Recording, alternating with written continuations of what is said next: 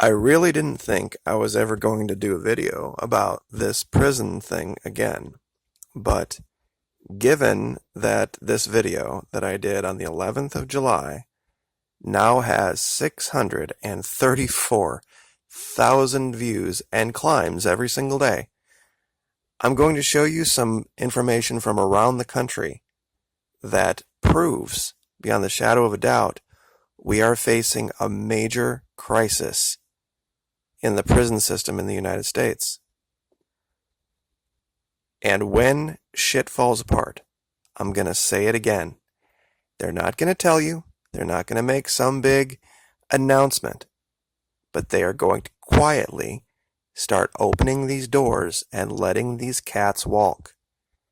Because they don't want to deal with the riots. And if you still believe this make-believe story about gassing the prisoners, which if anybody can show me a document, love to see it. It's been almost a month. No one has provided one piece of documentation to show that there's any kind of a plan to either mass execute prisoners or to gas prisoners. And even if there were, I'm going to show you in today's video, they're not going to have the people to do it. You see, when Hitler did it, way back when, I know that seems irrelevant, but a lot of people don't get how many people were involved in the Holocaust. Here, we are going to be losing people. We already are. To the point where they are in mass shortages. In fact, in this article here, they're putting nurses on guard duty at federal prisons.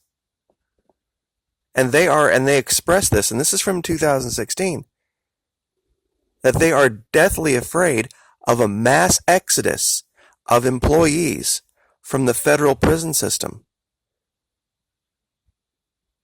And like I said, in a shit hits the fan situation where people aren't showing up for their job at Walmart, they're sure as hell not going to be showing up for their job at the prison where there's more than likely going to be a riot. If there's hiccups in food delivery or medical care, we see it today when things are supposedly, the way they should be, with air conditioning and with, the food trucks arriving, like I said.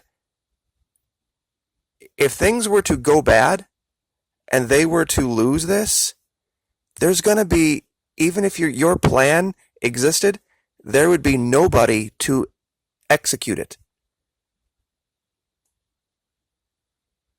And I'm going to read for you this last paragraph, or two.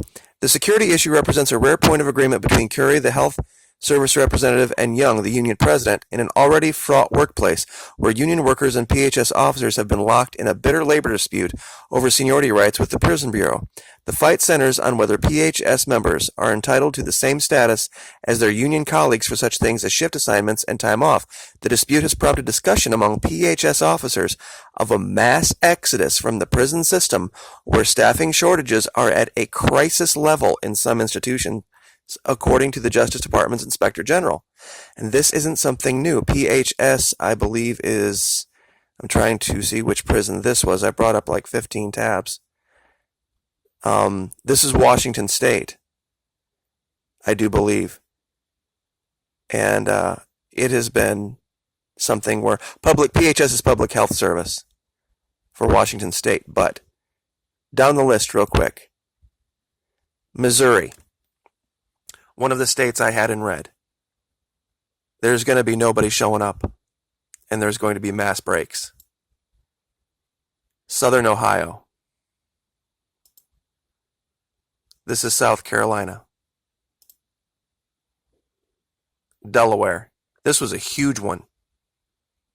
17 quit on the spot after this siege. This is Green Bay, Wisconsin. Kern Valley in California. Nebraska. Still think you're safe out in the middle? Mississippi.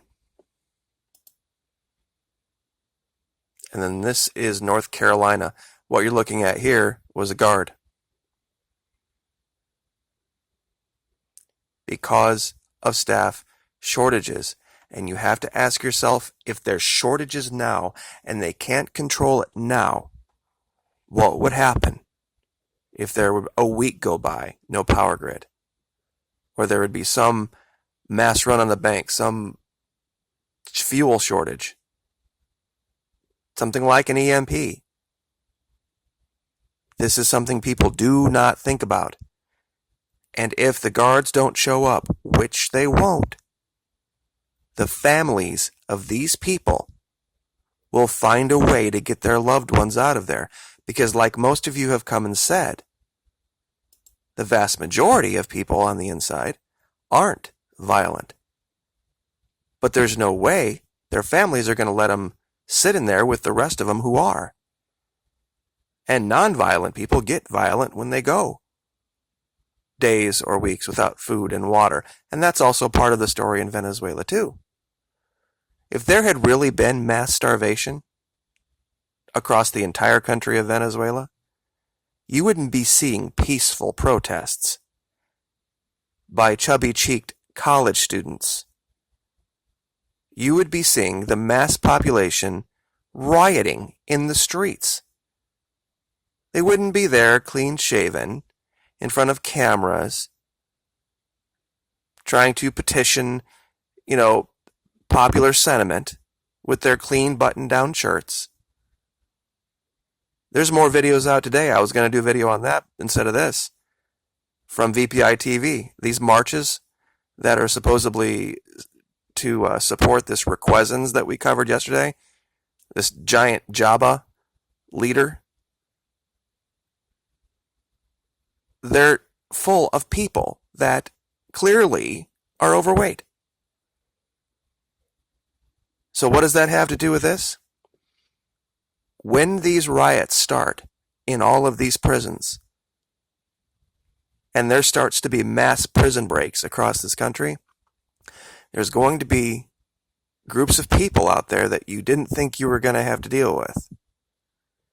And the danger is going to be out in the middle. Because these guys aren't going to go to the places where there's population.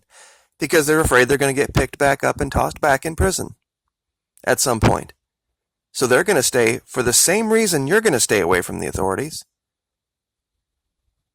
They're going to stay away from the authorities. And that was the entire point of this video. And if they're right now having nurses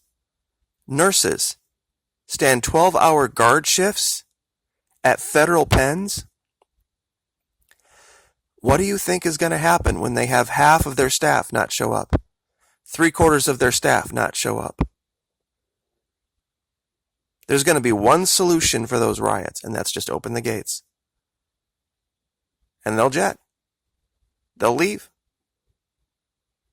And of course, they'll blame some kind of a breakdown, or they'll say, oh, they found a door that wasn't open or wasn't secured properly and we were short-staffed. They're just going to open the doors. They're going to leave them open. And for the ones that don't, and there's not enough guards, they will encourage those guards to cooperate. By they, I mean the family members of these people, to maybe leave the keys laying someplace. Because these guys aren't going to be thinking they're going to have a job anytime soon. They'll get them out. And we're talking, and like I said, 2.3 million prisoners. Even if we're talking only 10% of the most violent ones that will get out. And the hole or the door that lets out the non-violent ones, that's going to let out the violent ones too. Nobody's going to be sitting there and say, okay, you stay, you go, you stay, you go. It's just going to be a jailbreak. And they're not going to put everybody on lockdown. And even if they do, they're not going to be able to maintain it. They'll get them out one way or the other.